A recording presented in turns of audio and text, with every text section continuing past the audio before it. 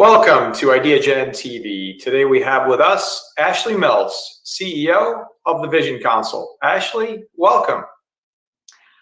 Thank you so much, George, and thank you to Ideagen for including Vision in the Global Leadership Summit. We are always thrilled to be here.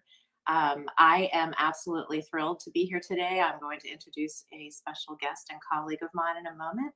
I'm Ashley Mills. I'm the CEO of the Vision Council. The Vision Council is a trade association representing over 750 of our members who all create products or services that enable people to live their best lives through better vision.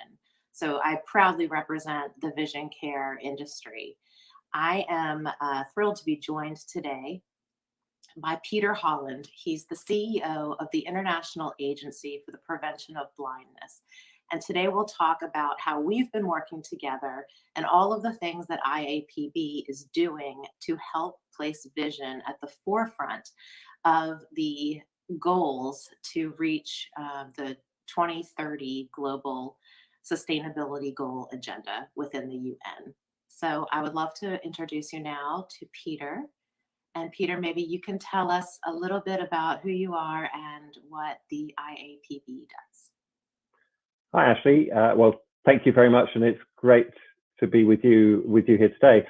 As you said, I'm Chief Executive of IAPB, the International Agency for the Prevention of Blindness. We're the overarching body for the eye care sector globally. We've got over 150 members worldwide, drawn from non-governmental organizations, the corporate sector, academic institutions, eye hospitals, and professional bodies all around the world. So we're represented really everywhere around the world. And we really do three main things. Firstly, we advocate for eye health, particularly at a global level, and trying to raise the profile of eye health and eye care globally and nationally. The second thing that we do is we connect and share knowledge across the sector. So we build links between our members so that they can share all the knowledge and expertise they've got. And the third thing we do is, as a network, is build and strengthen those links and particularly help members to work in partnership, both across the sector, but increasingly, and I think we'll probably talk about that a bit more, build partnerships outside the sector as well. Absolutely, and partnerships have been a critical part of what the Vision Council is focused on to achieve its mission as well. And we have been fortunate enough to be working with you for the last several years through a group called the Friends of Vision, meeting within the United Nations to help raise the understanding of how vision can catalyze achievement of the sustainable development goals. I wondered if you'd tell us a little bit about, or maybe we could talk together about the Friends of Vision and how it started and just how far we've come, because I think we've just made some tremendous progress that I'd love to share with everyone. Sure. Yeah, well, I mean, I think the partnership that we've had with you and the Vision Council and with a number of other partners has been fantastic. And so the UN Friends of Vision is a friends group, as you said, based at the United Nations. It's a group of about 50 or more member states and their ambassadors who come together because they're interested, they're passionate about putting vision on the agenda at the United Nations. There are many friends groups at the UN, and they take forward particular interests. But we have one of the things that has been striking is that until the UN Friends of Vision got off the ground, vision wasn't really represented in discussions at the UN at all. So the Friends Group was formed about 3 years ago, and it was led and really with the inspiration of an inspirational ambassador there, Aubrey Webson, who's the ambassador for Antigua and Barbuda. And he's had a long commitment to vision issues and disability issues, both at the UN, but before that through his career. And he recognized the gap and brought people together with a group of external organizations like the Vision Council, ourselves, and a number of the non-governmental organizations to think about what can we do to raise the profile of vision at the UN. And they founded the UN Friends of Vision. I think instantly it struck a chord with member states and ambassadors there, and it became really a very active group. It's now got 3 co-chairs who lead it, as well as Ambassador Webson. There's Ambassador Rabab from Bangladesh and Ambassador Byrne Nason from Ireland. And as a result, it's really putting vision on the agenda at the UN in a way that really hasn't happened before.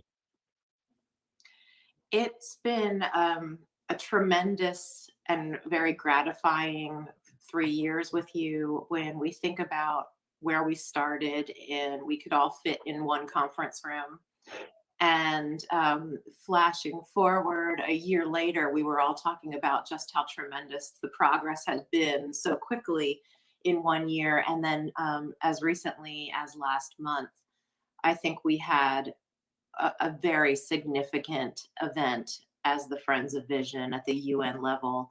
And I'd love if you could talk a little bit about the event we just had in February, and why it was so significant, because this is rarely at the US government level, do you see such tremendous progress and marked momentum. And we really saw it at our event last month, if you want to talk about it a little bit. Yeah, absolutely. I would agree with you. And it's a real mark of the way that that event, as you say, was a real mark of the way that progress has happened. So the event last month was in order to launch a couple of key things. It really was trying to do 3 things. Firstly was launch IAPB's Vision Atlas, and I'll talk about that in a bit more. Second thing it did, and it was in partnership with Lancet Global Health, to launch what was a landmark report, the Lancet Global Health Commission on Global Eye Health. And thirdly, to give real momentum for a groundbreaking resolution at the UN, the first resolution on vision. So it had 3 objectives. It was an amazing event. I think we had over 600 people join the event worldwide, and many countries and member states contributed. And what came through, I think you would share this, was the real enthusiasm around that event. So the first thing, as I say, that it was there to do was to launch our Vision Atlas. And the Vision Atlas is something that IAPB publishes, which is really the most authoritative source of data on global eye health that you can find. It's online. You can find it through our website, iapb.org. And it really pulls together and draws on the most up-to-date data on global eye health from a whole range of sources, from the Vision Expert Group, from the World Health Organization, from the Global Coalition on Aging. And it pulls it together all in one place. You can see data on eye health at a global level, but you can then dive down to look at regions and also countries as well. So it really sets that agenda. As I said, the Lancet report is really a landmark report. It follows hard on the heels of the World Report on Vision that the WHO published back in 2019. And really the World Report on Vision set out the policy agenda to really integrate eye health as part of mainstream health services over the next decade. What the Lancet Global Commission did was really provide a really compelling evidence base as to why this is so critical. And crucially, and really for the first time, it drew out the really strong links between eye health and the Sustainable Development Goals, and how if you don't deliver on eye health, it will be extraordinarily difficult to achieve the 2030 agenda and achieve many of the Sustainable Development Goals that the UN has signed up to. And I think the other thing that it does is it made a really powerful economic case for why this matters. So it shows really the real benefits of investing in eye health eye health as well. We often talk about vision as a healthcare issue, which it very much is, but we are really trying to raise the profile of vision as a solution to so many other problems. And I think this is where the Lancet report really helped us make our case in terms of every outcome that vision can positively impact. And it was really tremendous. Do you want to hit a few of the highlights that were within the report as they relate to specific SDGs? Sure. So I mean, I think the first thing that both the World Report on Vision did and then the Lancet Global Commission really emphasised is firstly the scale of the issue. Perhaps 3 to 4 billion people worldwide have a vision issue or will have a vision issue during their lifetime. I mean, almost everybody will have some form of eye health issue during their lifetime. But there is over 1 billion people, 1.1 billion people who experience vision loss essentially because they don't have access to the eye care that they need. And of that 1.1 billion people, we know that over 90% of them, if they had access to really basic services, whether that's a cataract operation or even just access to something that probably you and I take for granted, glasses, that if they had access to those services, they wouldn't experience the sight loss that they currently experience. And so that's over 1 billion people who, frankly, are needlessly suffering vision loss because they don't have access to the eye care that they need.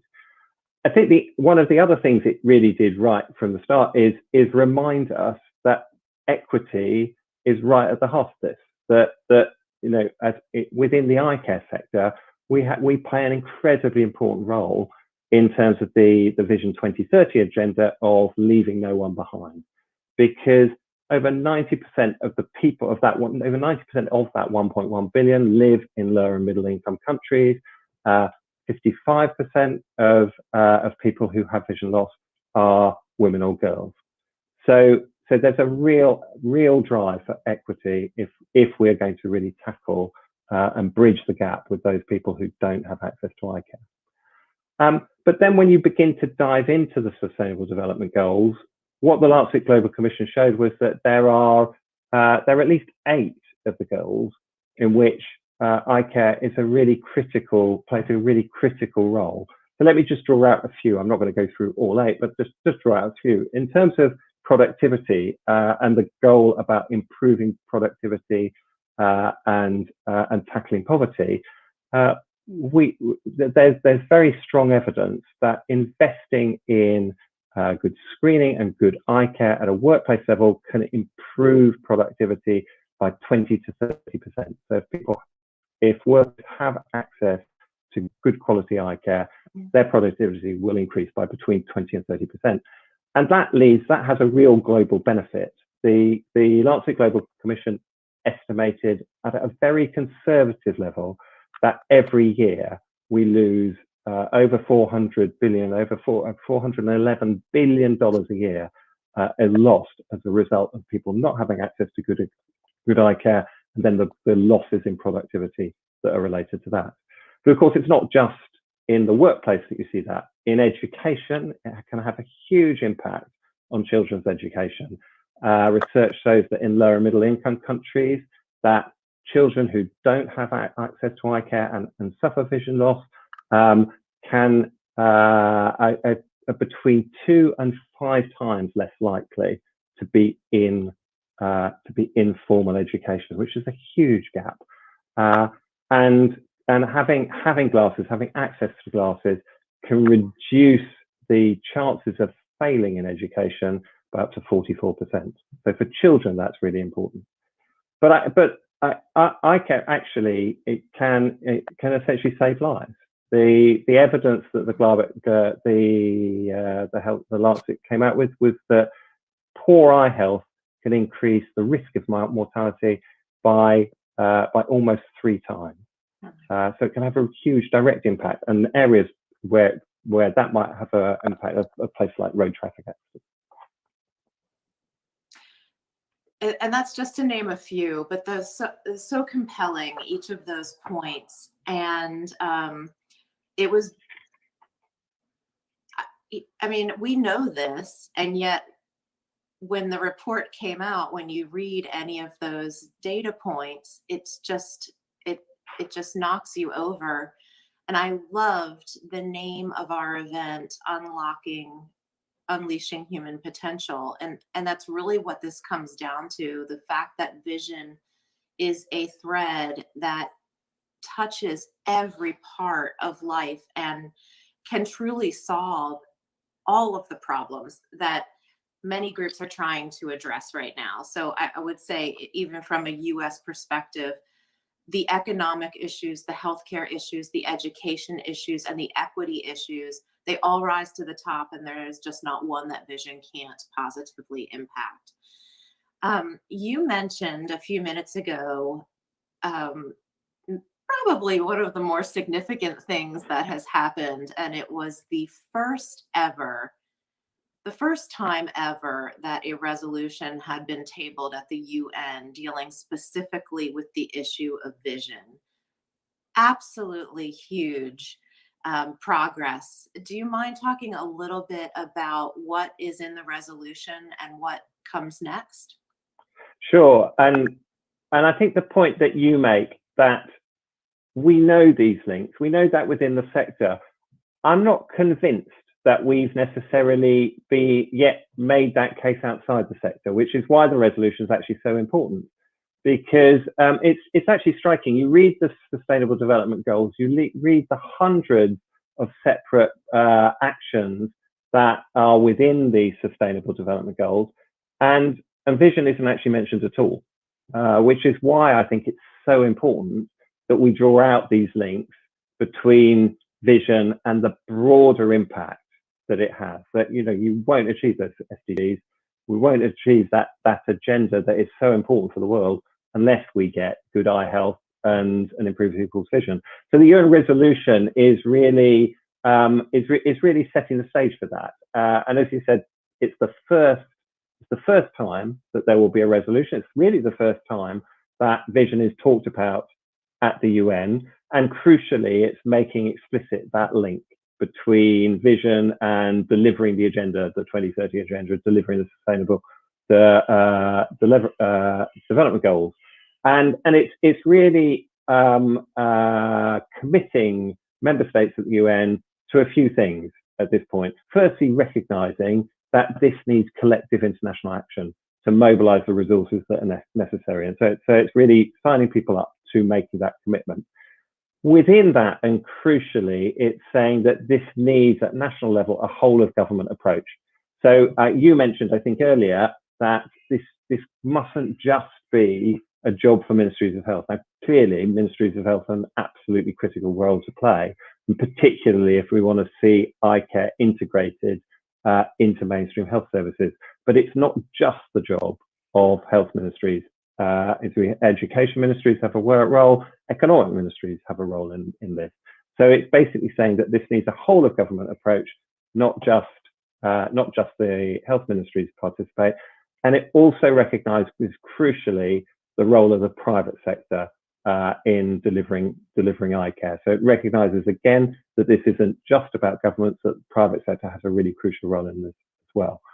I think the third thing it's doing is drawing out the links with UN institutions and asking the UN institutions, whether that's UNICEF, UNDP, UN Women, the International Labour Organization, to consider how they make sure that they include eye health as part of their general programming as well. So that it's not just siloed as a health issue, but you're thinking about how you integrate it and partner with the broader agencies as well. And then in the longer term, looking at how you embed this in the system and begin to bring reports back to the UN, perhaps as part of the Secretary General's report, and perhaps including eye health as part of the indicators within SDGs, more importantly. And ultimately, that matters enormously, because if you don't monitor what's going on and we don't report back, we won't know what progress is being made. And of course, that means that it's less likely that things will get done.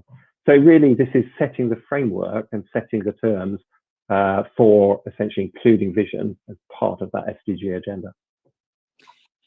I appreciate so much that it's a measurable project and we'll have metrics and report back so we can chart our progress.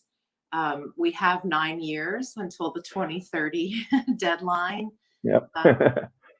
It's doable, it's solvable, it's an access issue, it's an understanding issue, and it's an awareness issue. So I would certainly invite everyone in the Ideagen community to go to IAPB.org and download the Lancet report, as well as the Global Eye Care Atlas.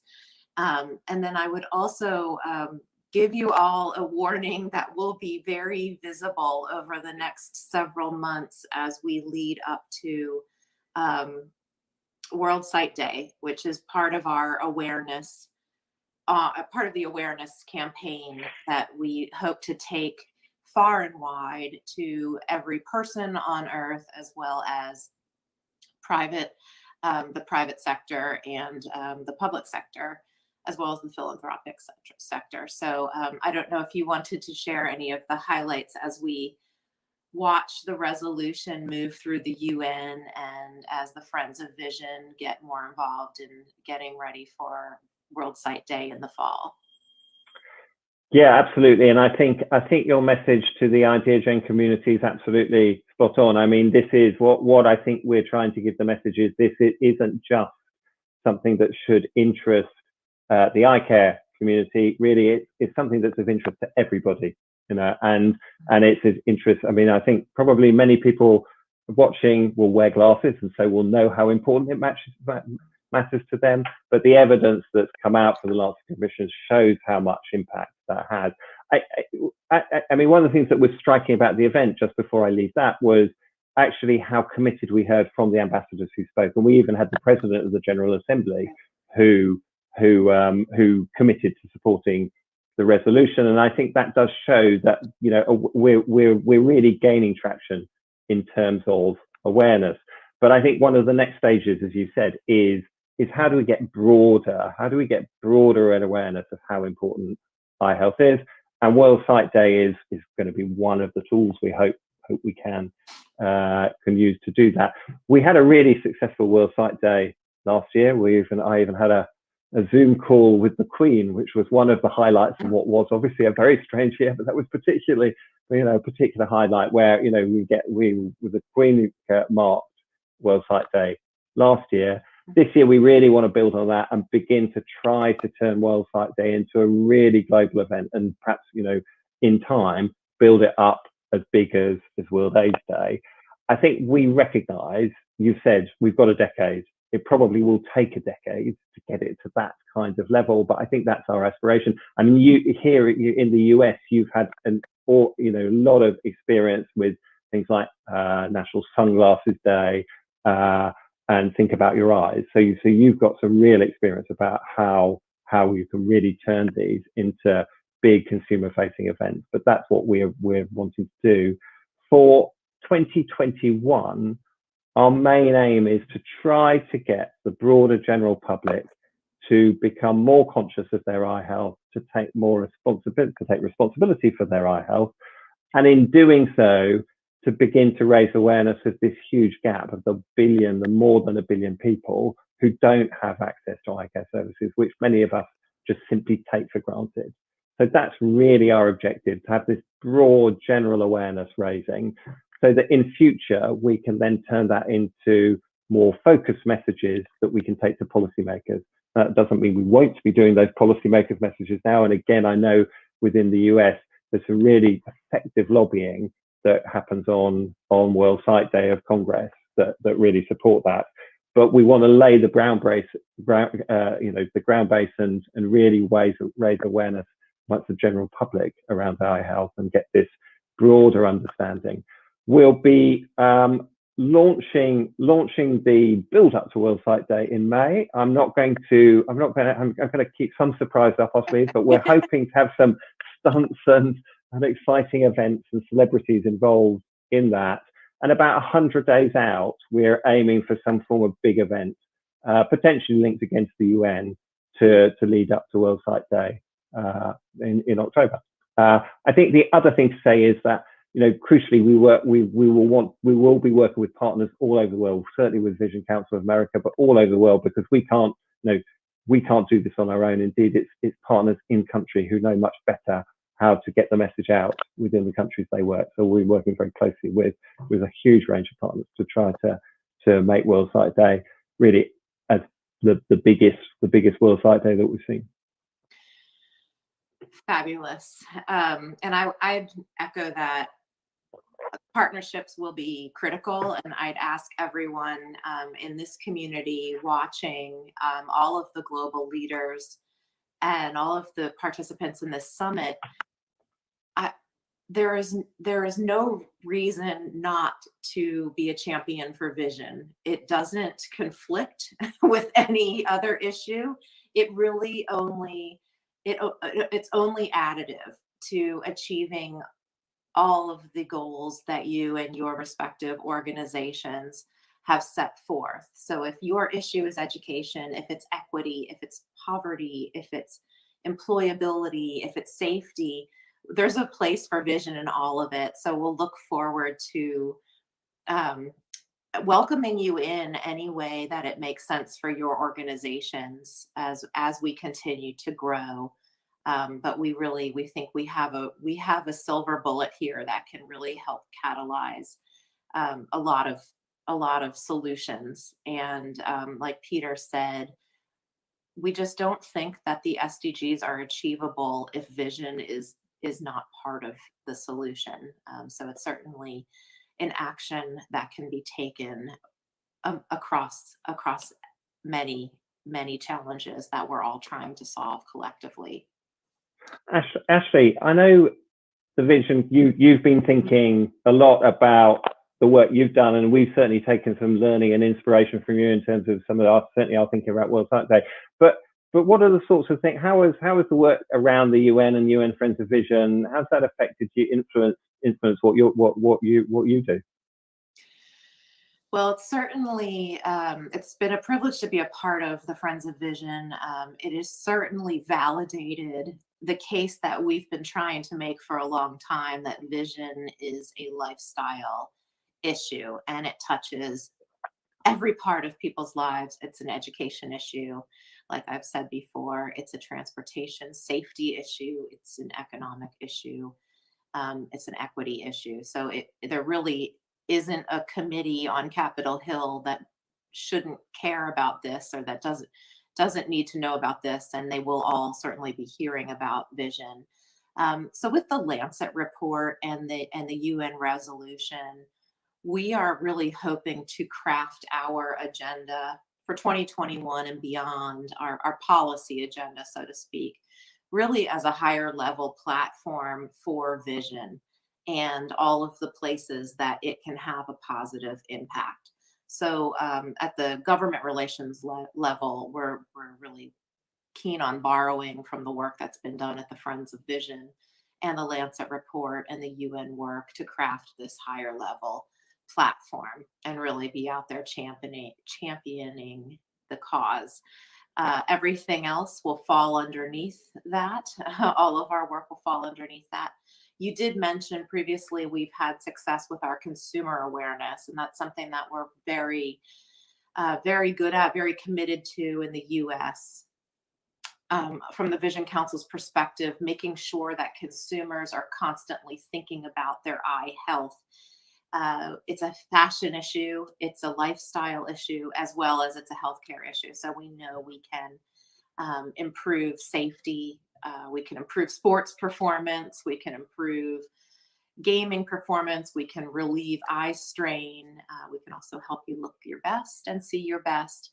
And so we are always talking to the consumer in the US about how vision can impact their lives positively. We would love every single person every single year to be seeing their eye doctor.